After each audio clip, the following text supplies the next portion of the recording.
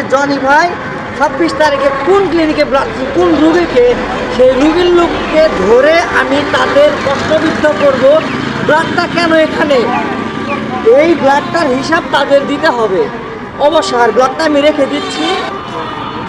আসসালামু আলাইকুম। কুমুদিনী হাসপাতালে আসছিলাম আজকে ডাক্তার দেখানোর জন্য। তো কুমুদিনী থেকে রিটার্ন করার সময় কুমুদিনী রোডে এইখানে হাইটে যাওয়ার সময় আমি রাস্তার মধ্যে ব্লাড পড়ে আছে। দেখো ব্লাডটা, এই যে ব্লাডটা, এই যে ব্লাডটা একই অবস্থায় পড়ে আছে, ঠিক আছে। ব্লাডটা এটা কি মানে এতটাই মূল্যহীন একটা বস্তু যে এইভাবে ফালিয়ে রাখার জিনিসটা হয়তো ভাই যে পরিস্থিতি দেখতেছি এটা হয়তো নষ্ট হয়ে গেছে এতক্ষণে। আর ব্লাডটা হচ্ছে এ পজিটিভ, 6 তারিখ 9 মার্চ 2025 সালে টানানো হয়েছিল ব্লাডটা। আর ব্লাডটার যে ডোনার ছিল তার নাম ছিল জনি। তো জনি ভাই কে ছিলেন আমি জানি না, তবে এটা এতটাও মানে অহেতুক কোনো তুচ্ছ বিষয় না যে একটা ব্লাড আমি এখানে ফেলে রাখবো। তো এটা অমূল্য একটা জিনিস, তাই না? একজন মানুষ এক ব্যাগ ব্লাডের জন্য এমনও কিছু কিছু মানুষ আছে মারা যায়।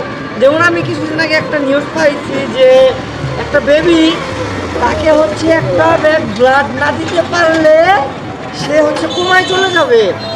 তার পরিবারের অবস্থাটা কি একবার চিন্তা করুন। আর এখানে একটা ব্যাগ ব্লাড নিচে পড়ে আছে, আর এই ব্লাড গ্রুপটা দেখেন এ পজিটিভ।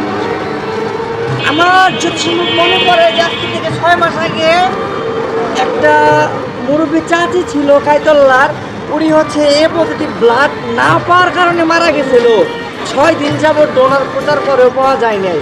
আর এখানে একটা এ পজিটিভ ব্লাড যেটা কিনা 26 তারিখে টানানো হয়েছে, এখন মাত্র কদিন হয়েছে, 4 দিন আর এবার 3 দিন, 7 দিন পরে ব্লাডটা ফালিয়ে দিচ্ছে, তাদের লাগে নাই।